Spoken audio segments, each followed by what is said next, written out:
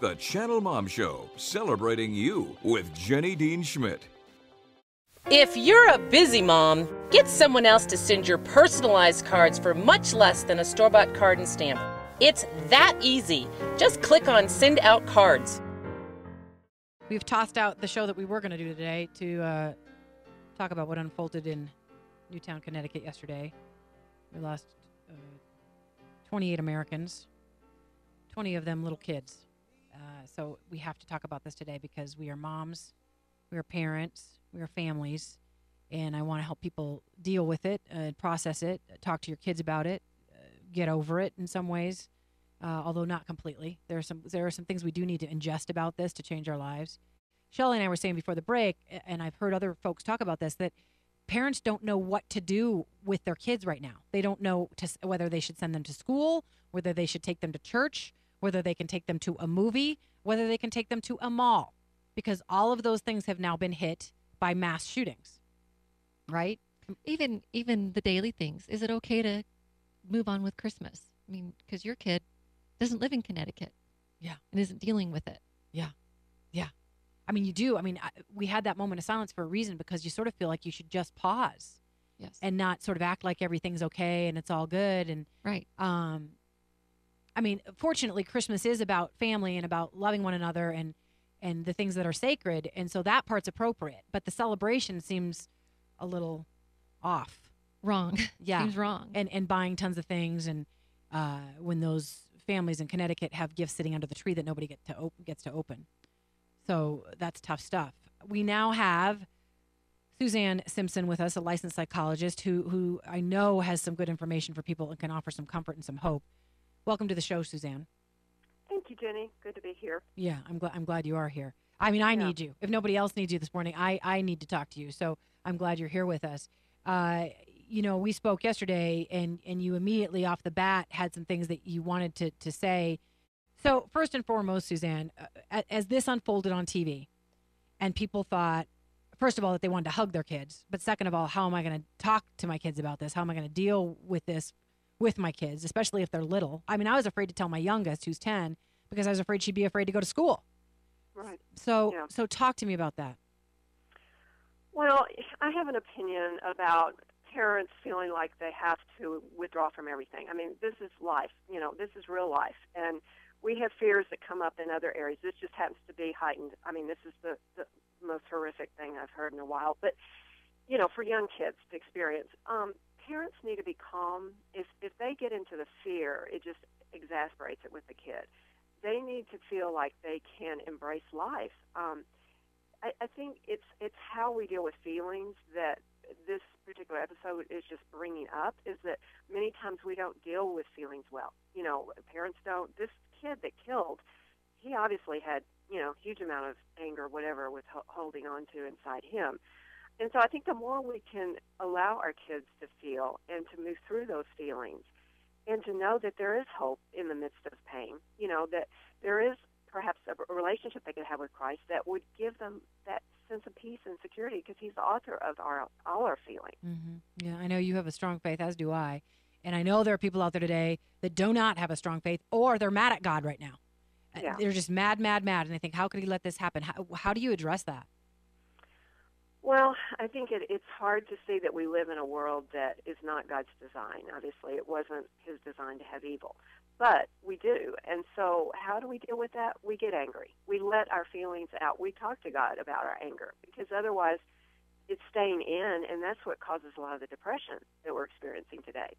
I think if we don't, express anger, write letters about it, you can write a letter to God about it if you feel that way, if you have that relationship. If you don't, you can recognize that there is going to be evil in this world. We see it every day. Mm-hmm. I mean, this is a heightened example of that. But, I think kids need to see that, if we live away from everything that's going to hurt us, we're never going to learn to deal with pain. Yeah, or help other people with pain, frankly. Yeah, exactly. Yeah. And I think the thing with this, and as I was talking to John Michael Keyes yesterday, what we both were acknowledging was this particular tragedy felt against the rules. Like, oh, no, but you don't shoot 5-year-olds. Right. And so I think people in particular, and again, I'm not suggesting that any other death is great or okay, but I am saying that this just felt off limits. And who could do this to little innocent children? And I thought about my own kids at that age, and I went to pick my daughter up at the elementary school, got out of the car, which I don't normally do from carpool, to hug her. And I'm sure that people all over the country did that yesterday. It makes me want to cry. What about that off-limits feeling? I mean, some people are saying, I just can't process this, so I don't know how to talk to my children about it. Well, and that brings up a good point, is that one is that parents may be kind of numb. They may not even know what to say because they're still in shock.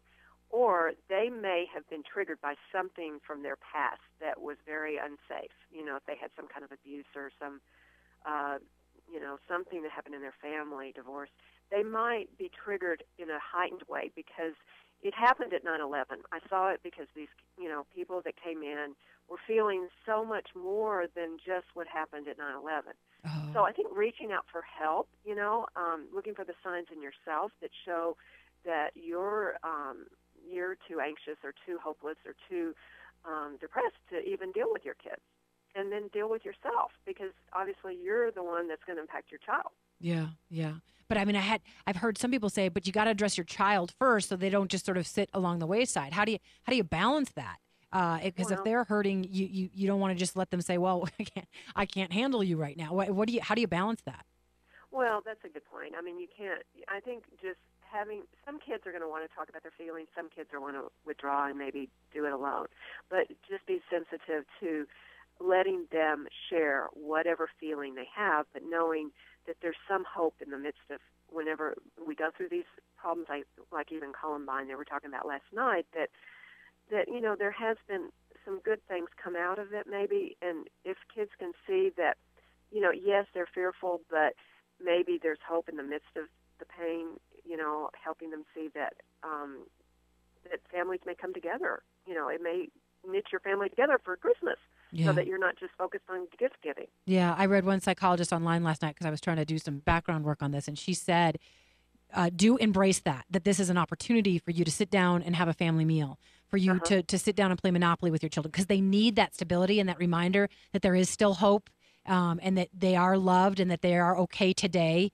And so don't just sort of sit down and say it's all horrible and sort of put this guilt on your kids for feeling like things are okay at all, but rather take this opportunity to love them and have close family time and help them to feel secure in that, right?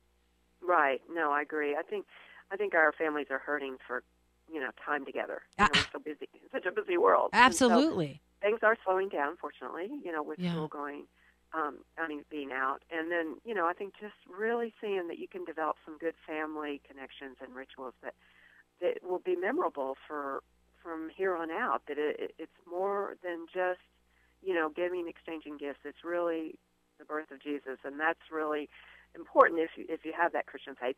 If you don't, then, just whatever it is that's going to give you a sense of community. Yeah.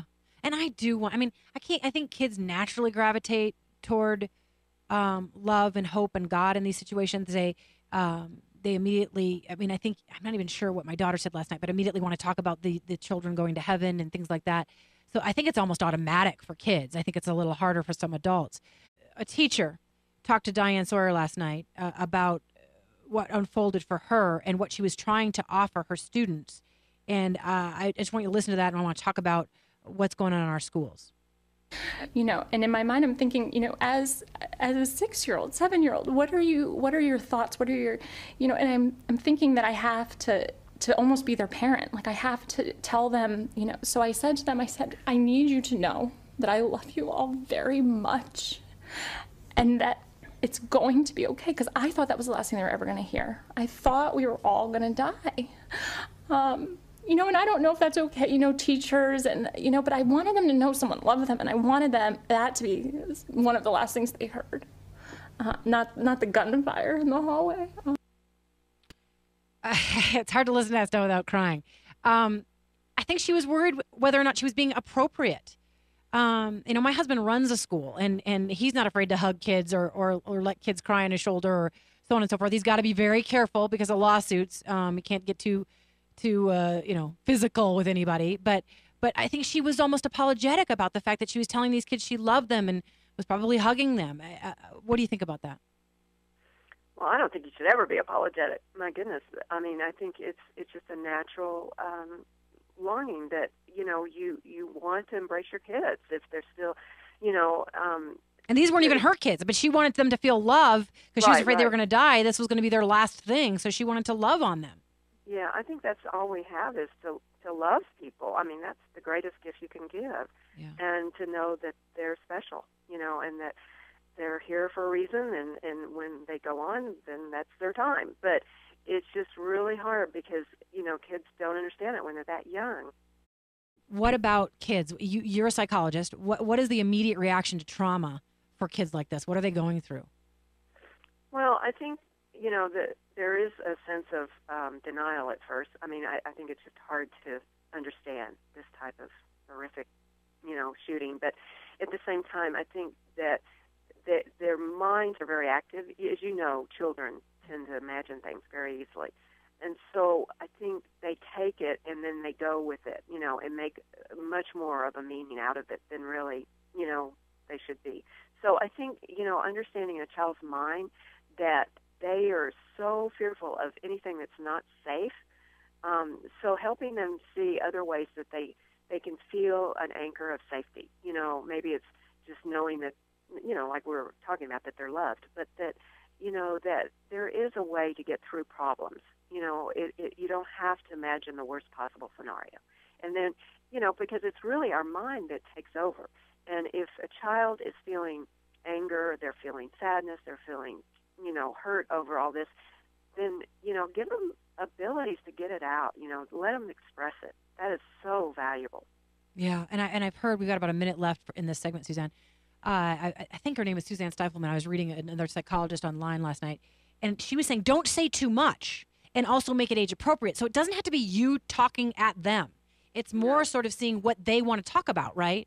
Mm-hmm.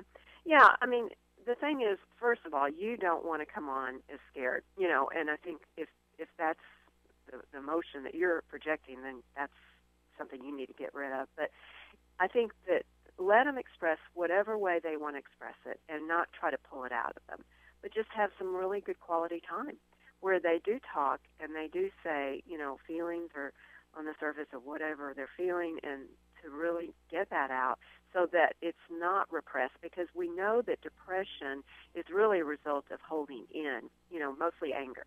Yeah. And so the way you get out of depression is just to express it more and to work with your thoughts and how you, process your thinking about things. Yeah, those are important words too to prevent children from acting out in violence as well. I mean, those things also apply to the 20-year-old who did the shooting. We're going to be back and we're going to talk about the shooter a little bit more, and also about how you can continue to process this and work with your children. This is a great song, so we're just going to go to this song now, and we'll be back in a few minutes. Who will love me?